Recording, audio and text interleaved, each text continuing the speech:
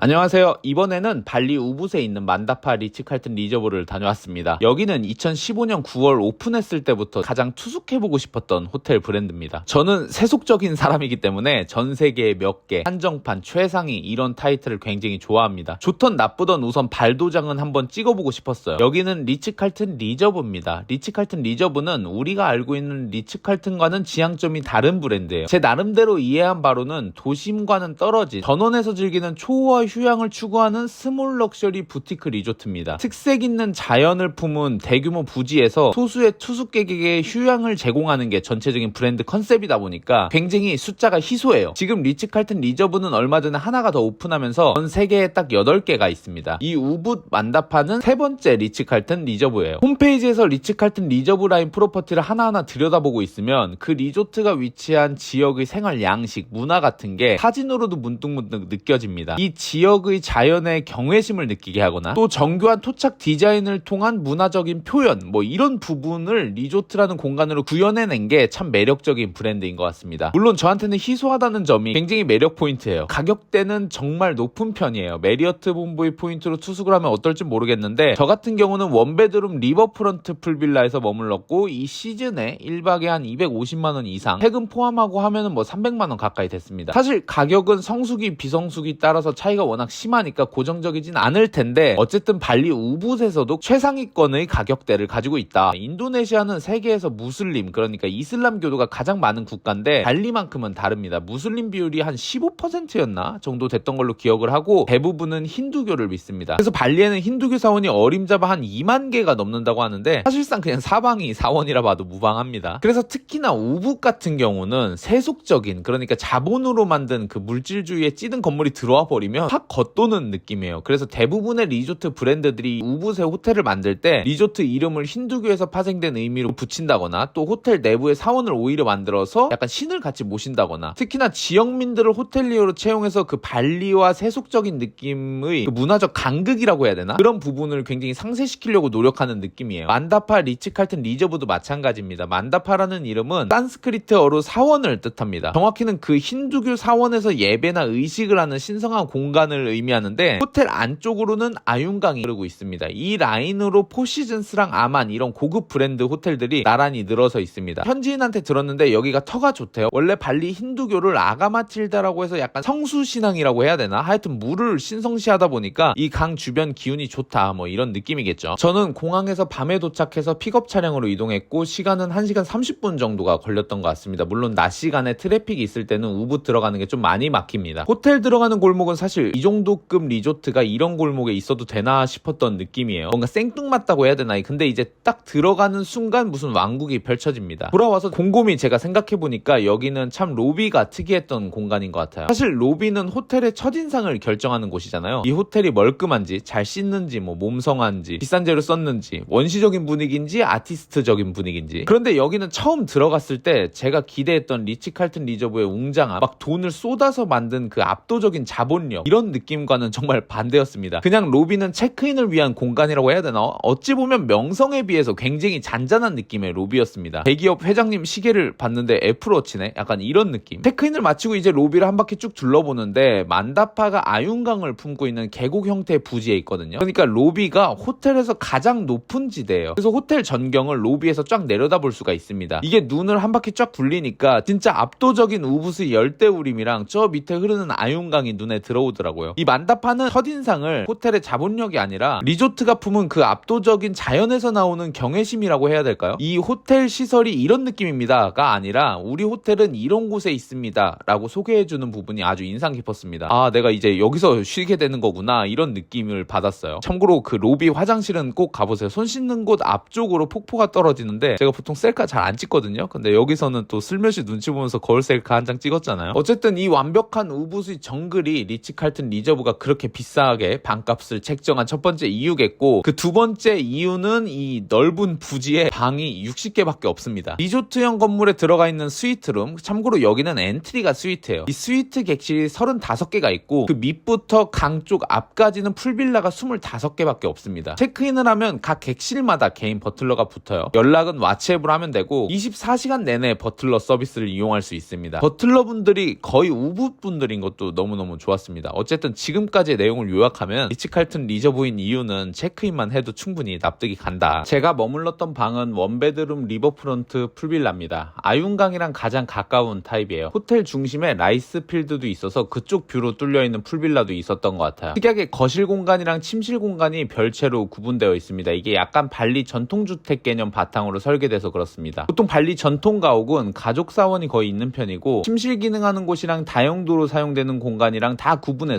어느 정도 일정한 구조를 가지고 짓습니다. 만다파 풀빌라 같은 경우는 본체에는 침실이랑 화장실이 들어가 있고 별채는 거실 공간의 개념입니다. 이 별채는 벽이 전부 슬라이딩 도어라 낮 시간에는 아예 활짝 열어놓습니다. 침실 층고가 정말 높습니다. 그런데 습도랑 온도 세팅이 너무 완벽해요. 침대에 누웠을 때 에어컨 바람이 얼굴에 직접적으로 안 닿는 것도 되게 장점이라고 생각합니다. 사람이 쾌적하게 머물 수 있는 공간을 잘 세팅해 둔 것 같아서 좀 다르구나 생각했습니다. 풀빌라니까 가운데 수영장이 있는데 이게 크기가 30m 제곱 정도 된다고 했나? 놀랍게도 거의 원룸 정도 크기입니다. 이 수영장 끝에는 리버프런트 빌라니까 아윤강이 흐르는데 저는 개인적으로 물소리를 정말 좋아하는 사람이라 이게 하루 종일 끊임없이 물 흐르는 소리가 들리니까 너무 좋더라고요. 우붓에서 아마 가장 인기 좋은 액티비티가 이 아윤강 래프팅일 거예요. 이 앞쪽으로 그 래프팅 하시는 분들이 종종 떠내려 다니십니다. 저는 수영장 들어가서 그걸 구경하는 게 너무 재밌는 거예요. 이게 솔직히 말하면 누군가 날 봐줬으면 좋겠는 그런 느낌 뭔지 아시나요? 제가 우붓에 있을 때는 하루에 한 번씩 꼭 비가 내렸거든요. 이 비가 올 때 우붓 색이 좀 더 초록색은 더 진해지는데 살짝 거뭇거뭇한 느낌이 듭니다. 엄청 농밀하다고 해야 되나 그 색이? 이때 욕조에 물 받아서 반신욕하면 진짜 육개장 사발변이 절로 땡기는 기분입니다. 객실 어메니티도 세심합니다. 샴푸랑 바디워시, 비누 이런 거는 자체 브랜드고 은은하게 꽃향이 감도는 게 매력적이었습니다. 이제 슬슬 레스토랑 소개를 해보겠습니다. 조식은 사와테라스에서 먹을 수가 있어요. 사와테라스는 우붓 계단식 논이랑 열대우림을 조망할 수 있는 인도네시안 레스토랑인데 조식은 그냥 영상으로 쭉 봐주세요. 제가 아직 수다가 많이 남아서 영상 편하게 보시면 혼자 떠들어 보겠습니다. 사와테라스는 리조트에서 지대가 높은 곳에 있어서 가려면 룸에서 버기를 불러야 됩니다. 여기서는 개별 버틀러가 있기 때문에 전화하는 것보다 그냥 왓츠앱 연결해서 언제 버기 좀 불러달라고 메시지를 하면 돼요. 그런데 제가 버기를 불러달라고 연락을 하면 단 한 번도 오케이라고 대답한 적이 없습니다. 매번 천천히 준비하고 나오세요. 앞에 있습니다. 라고 답변이 왔어요. 물론 영어로. 이게 제가 체크인할 때 보통 몇 시쯤 밥을 먹곤 한다 이렇게 말해놔서 매번 빠르게 준비가 되어 있었던 것 같아요. 물론 버틀러의 세심도에 따라서 충분히 달라질 수 있는 후기죠. 제가 여기서 말하고 싶은 건 좋은 리조트일수록 좋게 이용하려면 이 호텔에서 저의 투숙을 서포트해주시는 분들과 분명한 소통이 필요하다는 거. 사실 완벽한 하드웨어는 이제 더 이상 정말 높은 가격대의 럭셔리 호텔이 어필할 수 있는 부분이 아니라고 생각합니다. 시설이 좋은 건 너무 당연하고 그 이외에 어떤 서비스로 어떤 투숙 경험을 줄 수 있는지 어떤 방식으로 고객과 지역사회를 연결할 것인지 뭐 더 나아가서 그런 방식들의 지속 가능성이 녹아있는지 이런 소프트웨어적인 부분에 포인트가 있다고 생각해요. 그 시작점에 저는 호텔과 고객의 소통 창구가 열려있는지에 있다고 느꼈고 그래서 투숙하면서 좀 더 적극적으로 호텔리어 분들이랑 이야기도 하고 웃으면서 저를 좀 각인시키려고 하는 편입니다. 비스포크 양복 맞추는 거랑 똑같다고 생각해요. 내가 좋아하는 옷감, 내 취향을 말한 대로 양복에 반영해주는 서비스잖아요. 하이엔드 럭셔리 리조트도 마찬가지로 좀 더 완벽하게 즐기려면 내 취향을 소통해야 될 필요가 분명히 있다. 정리하면 그냥 있는 시설만 잘 이용하고 오는 것도 물론 좋지만 그걸 더 잘 이용하려고 고객도 다가가야 진짜 리조트의 서비스를 누릴 수 있다라는 혼잣말이었습니다. 참고로 풀빌라는 보통 방에서 안 나가잖아요. 그래서 머물면서 한 번쯤은 쉬고 있는데 청소나 뭐 다른 이유에서라도 문을 두들기는 상황이 거의 필연적이죠. 그런데 저는 투숙 내내 그런 적이 단 한 번도 없습니다. 투숙객의 시간을 인지하고 그걸 또 조율해주는 그런 세심한 관리에서 이 리조트가 정말 편안하다고 느꼈습니다. 사와테라스 조식이랑 런치가 쭉 나왔는데 저 여기 다녀와서 3kg가 쪘다는 팩트로 리뷰를 대신하겠습니다. 사와테라스 일요일 점심마다 열리는 썬데이 브런치가 아주 인기가 좋다고 합니다. 런치 조식에 나오는 웬만한 알라카르테 메뉴를 먹을 수가 있어가지고 투숙 안 하셔도 그냥 식사 겸 한번 들러보면 좋을 것 같아요. 사와테라스 앞쪽으로 만다파 메인 풀장이 펼쳐집니다. 그 앞쪽으로 우붓의 계단식 논이 펼쳐져서 그 풍경 보면서 수영을 할 수가 있습니다. 리조트 객실이 우선 얼마 안 되고 풀빌라 객실 수영장이 워낙 크다 보니까 메인 수영장이 오히려 한산한 편이에요. 여기서는 뭐 수영을 즐긴다 이런 느낌보다는 수영장 옆쪽에 있는 풀에서 마실 거 한 잔씩 시켜놓고 태닝도 하고 책도 읽고 하는 분위기입니다. 제가 만다파를 돌아다니면서 느낀 건 보통 리조트 공용 공간 가면 노래가 나오잖아요. 근데 만다파는 노래가 엄청 작거나 거의 안 들립니다. 그래서 참 조용해서 서로 이야기 나누기 좋았습니다. 메인 수영장 옆에는 더 풀바가 있는데 샐러드, 파스타, 샌드위치 같은 간단한 음식들 주문해서 먹을 수가 있습니다. 참고로 만다파는 돼지를 직접 잡아가지고 베이컨, 소세지, 판체타 뭐 이런 이런 육가공품을 직접 만듭니다. 조식에도 나오고 뭐 파스타 같은 데도 들어가니까 한번 시켜보시는 걸 추천드려요. 이걸 제대로 맛보고 싶으면 사실 만다파의 파인다이닝 레스토랑인 쿠브로 가면 되는데 이거는 좀 이따 이야기를 해보겠습니다. 더 풀파 옆쪽으로 더 라이브러리가 있는데 여기는 가볍게 뭐 마시거나 애프터눈 티를 제공하는 곳입니다. 혹시 술을 좀 즐기시는 분이 있으면 여기서 하는 아락 칵테일 클래스라고 해야 되나? 요 프로그램이 있거든요. 요거 아주 해볼만 합니다. 아락은 발리 전통 증류술인데 그 아락에 쓰이는 과일에 따라서 미세하게 맛이 천차만별이라 위스키처럼 야금야금 먹으면서 비교해보는 재미가 쏠쏠합니다. 이제 대망의 쿠브 레스토랑. 참고로 이 만다파에는 크게 3개의 레스토랑이 있습니다. 앞서 설명했던 조식 장소이자 올데이 다이닝 레스토랑인 사와 테라스가 있고, 그리고 지금 보여드리는 이 쿠브는 파인다이닝 레스토랑입니다. 그리고 로비 옆쪽으로는 제페니즈 레스토랑 겸 바인 암바르 이렇게 있습니다. 다시 쿠브 이야기로 돌아오면 이 쿠브가 발리 농부들이 쌀 농사 지은 뒤에 한 해 동안 수확한 쌀을 보관하는 그 작은 오두막을 뜻합니다. 쿠브의 하이라이트가 이 코쿤 좌석이거든요. 코쿤은 누에의 고치를 뜻하고 아윤강 옆쪽으로 좌석이 딱 9개만 있습니다. 옆쪽으로 서빙하는 길만 있어서 완전 프라이빗한 분위기고, 쿠브가 또 밤에만 하니까 캔들 켜지고 이러면 분위기가 진짜 그윽해집니다. 그래서 여기 쿠브 가실 분들은 무조건 코쿤 좌석 노려서 예약하시는 걸 추천드려요. 쿠브에서 사용하는 모든 식재료는 여기서 100kg 이내에서 조달한 재료만 사용한다고 합니다. 그리고 제로 웨이스트 다이닝이에요. 메뉴 디자인부터 각각 메뉴에도 발리 전통 이야기를 다 녹여가지고 그거를 또 읽을 수 있게 비주얼로 준비를 해놨습니다. 제일 인상 깊었던 건 인도네시아에서 나는 다양한 콩으로 만든 까르보나라라고 해야 되나? 그런 디시였는데 이 딱 쿠브가 가지고 있는 정체성을 완벽하게 반영한 디시라고 생각했습니다. 여기서 사용하는 식기가 굉장히 특이한데 접시 종류는 전부 만다파에서 직접 디자인해서 우붓에 있는 도자기 공방에서 구워온 것들이라고 합니다. 좀 재질이 무겁긴 해도 뭔가 이 투박한 느낌이 인도네시아 우붓 환경이랑 참 잘 어울린다는 생각을 했습니다. 식사 시간이 거의 2시간 30분? 3시간 가까이 되는데 코스 진행되는 동안 아무 노래도 안 나오거든요. 근데 이 아윤강 물소리가 귀 옆에서 계속 귀를 채워주니까 무슨 사운드 힐링 테라피 다녀온 기분이었습니다. 제가 기억이 안 나서 들어가서 지금 확인을 해보니까 가격을 1인당 최소 125만 루피아? 하나로 이게 11만원입니다. 와인 페어링도 150만 루피아 정도니까 13만원? 이거는 가야 되겠죠 솔직히. 하나 팁으로는 여기가 야외 좌석이다 보니까 에어컨이 따로 없습니다. 선풍기가 있고 밤이니까 나름 뭐 시원하긴 한데 강 옆쪽이라서 좀 습한 느낌이 있습니다. 이럴 때 쿨링 파우더 물티슈 같은 거 하나 가져가시면 아주 유용하실 거예요. 저는 이거 동남아 갈 때 항상 가지고 다니는 애착템입니다. 안바는 로비 옆쪽으로 붙어있는 제페니스 바입니다. 리츠칼튼 만다파를 한눈에 내려다볼 수 있고 저녁이면 이쪽에서 일몰이 보입니다. 현지 재료들로 구성한 칵테일 라인이 워낙 탄탄해서 저녁마다 가서 앉아있기 좋았습니다. 음식 메뉴는 캘리포니아 롤 종류가 많고 사시미랑 라멘 같은 일식 메뉴로 구성되어 있습니다. 저녁마다 여기서 재즈 공연이 펼쳐지는데 워낙 만다파에서 보내는 하루가 고요해가지고 여기서 밥 먹을 때면 어디 시내 나온 느낌이 들어서 들뜨고 좀 리프레시가 됐습니다. 이제 부대 시설을 좀 이야기해보면 웬만한 건 거의 스파 주변에 몰려 있습니다. 스파 위쪽으로는 피트니스 센터가 있고 앞쪽으로는 요가할 수 있는 공간이 있습니다. 참고로 리츠칼튼 만다파에서는 날마다 특정 웰니스 프로그램이 짜여져 있는데 이 리조트에서 제공하는 웰니스 프로그램은 전부 무료로 이용이 가능합니다. 요가 같은 거는 아침마다 꼭 챙겨서 해보시는 걸 정말 추천드립니다. 스파도 받아봤는데 솔직히 너무 당연하게 좋을 테니까 인상 깊었던 점만 말해보면 이 스파 받는 공간이 아윤강 바로 앞쪽이라서 그런지 노래를 들을 건지 그냥 문을 열고 스파를 받을 건지 물어보시더라고요. 문을 열고 받으면 아무래도 좀 날씨가 습하기는 한데 그래도 한번 바깥바람 맞으면서 받아보시는 걸 적극적으로 추천드립니다. 여기 스파는 뭐랄까 막 근육이 다 풀어지게 시원하게 받는 목적이라기보다 릴렉스에 초점이 많이 맞춰진 스파 같았습니다. 이 스파에 사우나랑 온수풀이 있는데 이게 비 올 때 들어가면 아주 기가 막힙니다. 개인적으로 만다파에서 가장 황홀한 순간을 꼽자면 스파 받고 온수풀에 들어가서 비 구경했던 순간인 것 같습니다. 이외에도 뭐 키즈 시설도 있는데 여기에는 거위랑 뭐 소 같은 동물들을 키운다고 하더라고요. 저희 빌라가 키즈 시설 바로 앞쪽이라 살짝 비 오거나 하면 냄새가 나지 않을까 했는데 얘네들이 상시로 여기 있는 게 아니라고 합니다. 워낙 관리를 잘해서 냄새는 전혀 안 났고 그 옆쪽으로는 사원이 하나 있습니다. 오늘 영상은 좀 많이 길었던 편인 것 같습니다. 개인적으로 발리에서 가장 궁금했던 곳이기도 하고 또 제가 버킷리스트로 꼽았던 리츠칼튼 리저브인지라 찍어온 게 유난히 많은 것 같아요. 빌라 객실 말고도 그냥 엔트리 스위트룸에서도 며칠 묵었는데 이건 그냥 영상으로만 쭉 소개해드리겠습니다. 제가 경험한 만다파에서의 이야기는 거의 다 떠들어서 이제 진짜 더 이야기하면 목이 완전 나갈 것 같습니다. 지금까지 긴 영상 봐주셔서 너무 감사드리고 좋아요랑 구독, 댓글 덕분에 좀 느리긴 해도 어쨌든 제가 꾸준히 계속 영상을 만들 수 있는 것 같습니다. 댓글 달아주시는 분들에게 너무너무 감사드린다는 인사를 전하면서 오늘 영상은 여기까지 하도록 하겠습니다. 그럼 저는 다음 영상으로 찾아오겠습니다.